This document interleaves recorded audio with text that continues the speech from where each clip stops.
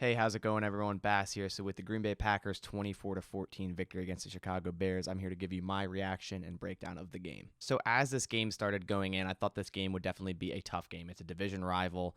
It's in Chicago. We haven't played Justin Fields yet, so we didn't know exactly how he's going to play against the Packers.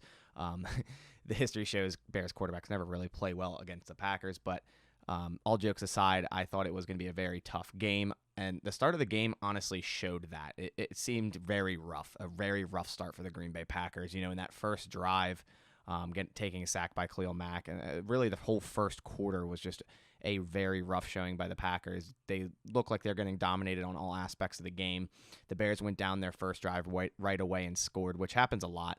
The Bears seem to have a very systematic first drive, and it usually looks really good under Matt Nagy, and then the rest of the game, it kind of just disappears, which is pretty much exactly what happened to the Bears here. So with Kevin King being out this game and for this foreseeable future, Isaac Yiadom got to start opposite Eric Stokes to start this game, and I'm sure you all saw it. He got picked on pretty much every play that first drive and gave up yardage pretty much every play, giving up that touchdown or that PI, which led to the touchdown on that first drive, put the Bears at the 1 yard line. Just tackled Darnell Mooney for no reason. I mean, he was getting cooked the whole time, and it was very apparent because they benched him the very next drive for Rasul Douglas, who the Packers signed a couple weeks ago. And actually, Rasul Douglas played pretty well, pretty solid this game for just getting thrown right into it. And as for the Packers' offense in the first drive, like I said, just a very rough start. They punted on their first two drives, gave up a sack on their first two drives, first one being to Mack, the second one being to Robert Quinn, who for some dumb reason decided to mock the belt. I just don't understand. He's done it before when he was on the Miami Dolphins. So I just don't understand at this point why players continue to keep doing this. Like, it's hilarious. It's really funny because when you go, okay, so when you start, your game plan for the Packers early in the week, your coach should tell you, okay, we can't have 12 men on the defense. Aaron Rodgers is going to get that. Do not jump off sides. His snap count, do not do that. And the third thing should be do not mock the belt. These things should be driven into your brain the entire week while you're game planning for the Packers. At this point, it's just poor coaching. But going back to the game, Josh Myers left early, which seemed to be a knee injury. He got rolled up on. Not exactly sure how long that's going to keep him out. Lucas Patrick came into center like he played last week and played pretty well.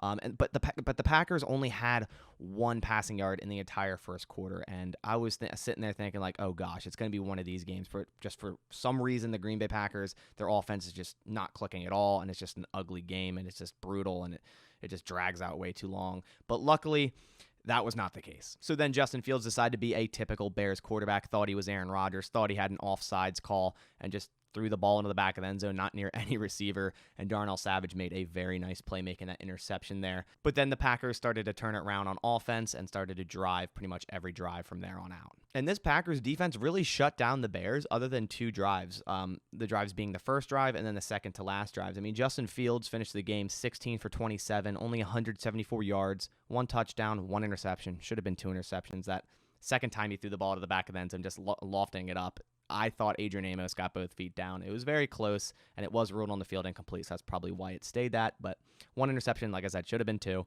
And he was sacked 4 times by this Green Bay defense. Nice to see them get 4 sacks. Lowry got 1, Clark got 2, and Garvin also got 1, and he had a 75.2 quarterback rating. He also had 6 rushes for 43 yards.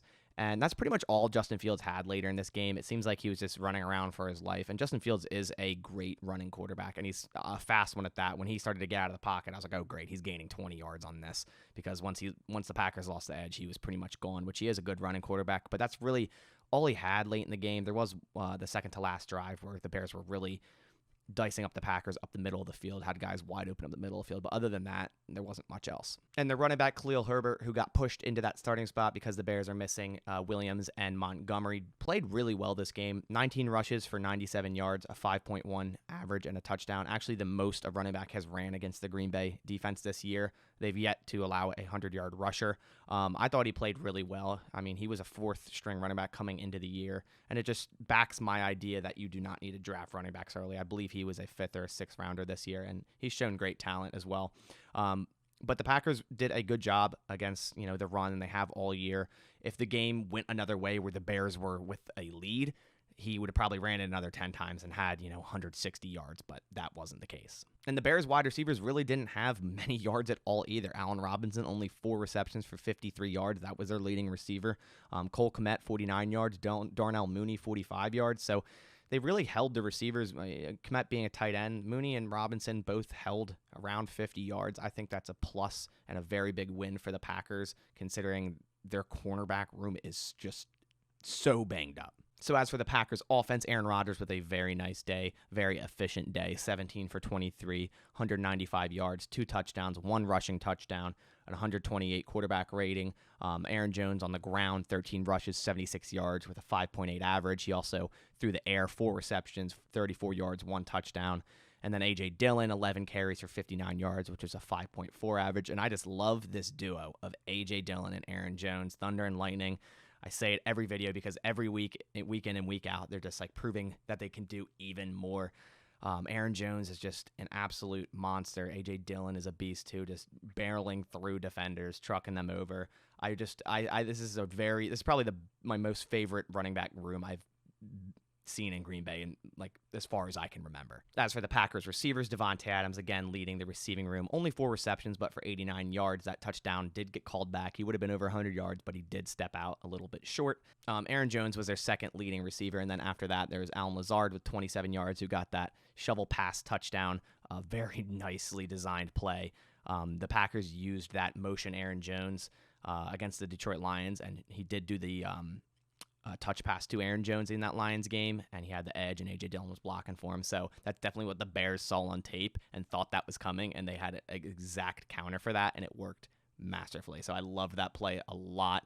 Big Dog with 17 yards, and then Amari Rodgers also had a reception for 14 yards, which was nice to see him have a designed screenplay, a bubble screen there. I definitely want to see that more in the future. So someone who usually really goes off every time they play the Bears, Randall Cobb, didn't have a single yard, which I'm okay with. I mean, the Packers still played well. I would have loved to see Randall Cobb get a touchdown against the Bears because it's always just great to see that, but he didn't. And as for the Packers' defensive standouts, I definitely have Kenny Clark there. Just really wrecked that last drive for the Bears. Dean Lowry had a really nice game, a sack, a tackle for loss. I think he played really well. He has been the last couple of weeks. Rashawn Gary had a ton of pressures. Didn't end up with a sack, but he was the highest graded Packer for PFF this week. Jonathan Garvin played really well. I've been kind of saying the Packers might need to add edge rusher, but Garvin has been playing well. And then, of course, Adrian Amos as well did play pretty good today. He always does yesterday. He always does against the Bears. So great game by him. Should have had that interception. So, of course, we need to talk about the Aaron Rodgers rushing touchdown, where after he ran it in, he said he saw a bunch of fans give him the finger, and he proceeds to pull out the "I still own you" quote, which probably is the most disrespectful thing I've ever seen a player in game say to the fans. And honestly, I love it.